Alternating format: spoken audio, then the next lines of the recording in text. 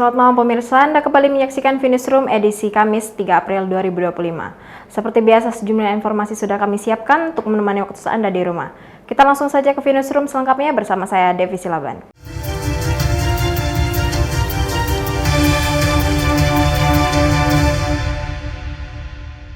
Kita ke informasi pertama. Hari keempat Lebaran Idul Fitri 1446 Hijriah, harga cabai dan sayuran terpantau naik di pasar tradisional Bintan Center Tanjung Pinang.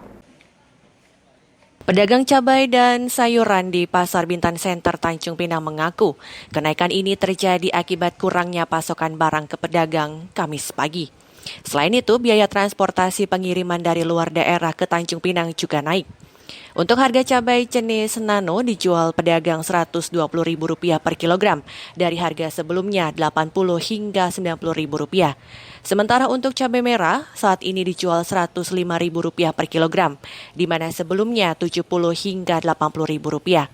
Selain cabai, harga sayur-sayuran juga terpantau naik seperti sayur sawi dari harga normal Rp10.000 per kilogram, kini dijual pedagang Rp35.000 dari harga sebelumnya Rp25.000 per kilogram.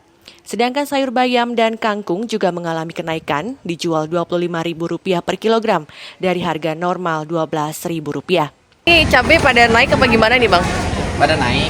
Apa aja yang naik Bang? Cabai nano, cabai merah. Cabai nano berapa?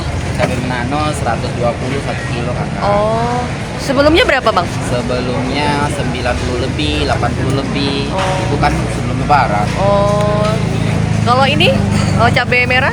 Cabai merah 105.000. 105.000. Sebelumnya berapa? Sebelumnya 1 kilo 80, 70. Kalau cabai rawit Cabai 65. normal ya Bang? Ya. Ini kenaikannya gara-gara apa ini Bang? Barangnya sedikit, ibaratkan kita kan jauh dari pengiriman kan, kita kan pulau, jadi otomatis. Naiknya harga sayur-sayur ini banyak nggak sih Bu keluhan dari pembeli? Enggak juga, mereka yang penting ada. Tetapi tetap Karena- stabil ya Bu penjualan Iya. Bu?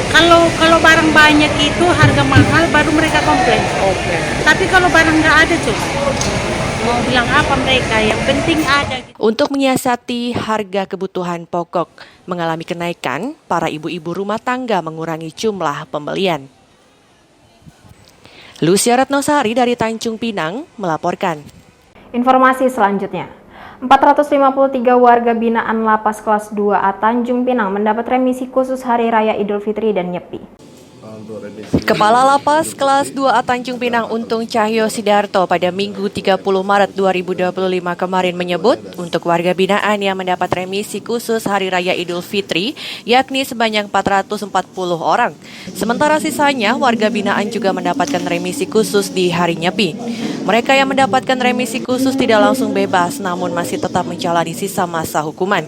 Warga binaan yang mendapat remisi khusus merupakan warga binaan kasus pidana umum, narkoba, dan pidana khusus kasus korupsi. Remisi atau pengurangan masa tahanan diberikan kepada warga binaan yang memenuhi kriteria sebagai penerima remisi.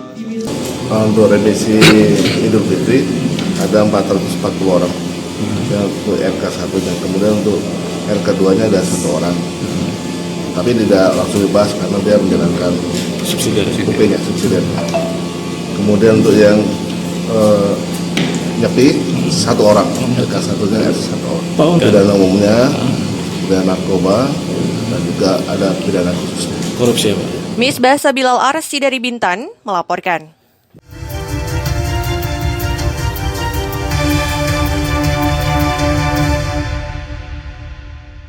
Terima kasih masih tetap bersama kami. PT BIS BUMD Bintan akan menaikkan tarif sewa kios di Jalan Pos Tanjung Pinang. Menurut Direktur PT BIS, kenaikan tarif sewa kios mengacu pada apresial Kantor Pelayanan Kekayaan Negara dan Lelang. Direktur PT Bintan Inti Sukses atau BIS milik BUMD Bintan Muhammad Rofiq kepada awak media pada Jumat 28 Maret 2025 kemarin mengatakan, kenaikan sewa kios di Jalan Pos Tanjung Pinang akan berlaku pertengahan tahun 2025 ini. Dia menyebut kenaikan sewa kios mengacu pada appraisal Kantor Pelayanan Kekayaan Negara dan Lelang atau KPKNL. Meski demikian, dia tidak merinci berapa tarif sewa kios yang akan dinaikkan oleh PT BIS nanti. Menurutnya, apabila harga appraisal dan KPKNL tidak tercapai, maka PT BIS akan membuka penawaran secara terbuka. Apabila dari penawaran itu ada penawaran tertinggi, dialah yang terpilih. Dia menambahkan, pedagang yang menyewa kios saat ini menjadi calon penyewa prioritas, sedangkan masyarakat umum yang ingin menyewa kios, maka akan masuk sebagai calon penyewa umum. Nanti di pertengahan 2025, kita akan mengacu pada hasil appraisal KPKNL. Jadi penyewaan kios yang di bawah Hotel Tanjung Pinang Jaya namanya, di Jalan Pos, Kota Tanjung Pinang, yang selama ini belum mengacu pada appraisal KPKNL, nantinya di pertengahan tahun akan mengacu pada hasil appraisal KPKNL. Kalau harga dari appraisal KPKNL itu tidak tercapai, itu kita akan membuka dengan penawaran terbuka. Penawaran terbuka, nanti penawaran tertinggi itulah yang terpilih. Tapi pedagang yang saat ini menempati kios ataupun toko itu menjadi calon penyewa prioritas. Sedangkan masyarakat umum yang berminat untuk menyewa itu masuk dalam calon penyewa umum. Misbah Sabilal Arsi dari Bintan melaporkan. Kita ke informasi lainnya. Wali Kota Tanjung Pinang, Lis Darmansyah akan jadikan pusat kesehatan masyarakat atau puskesmas menjadi Badan Layanan Umum Daerah atau BLD.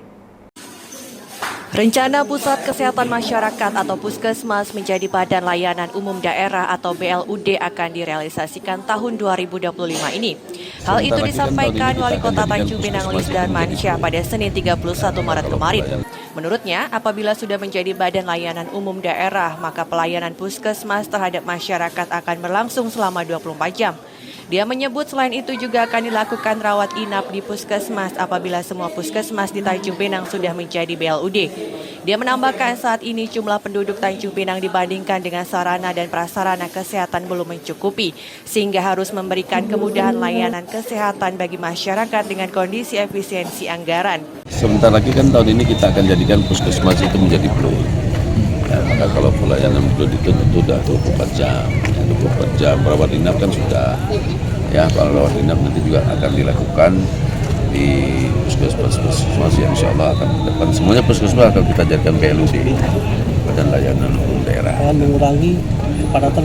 Sekarang ini penduduk Tanjung Pinang, sebenarnya kalau kita bicara rasio dengan sarana dan prasarana kesehatan, ya tentu berbanding dengan rasio masyarakat Tanjung Pinang tentu belum cukup. Diketahui Kota Tanjung Pinang memiliki beberapa puskesmas, diantaranya Puskesmas Tanjung Pinang, Puskesmas Saijang, Puskesmas Kampung Bugis, dan Puskesmas Batu 10.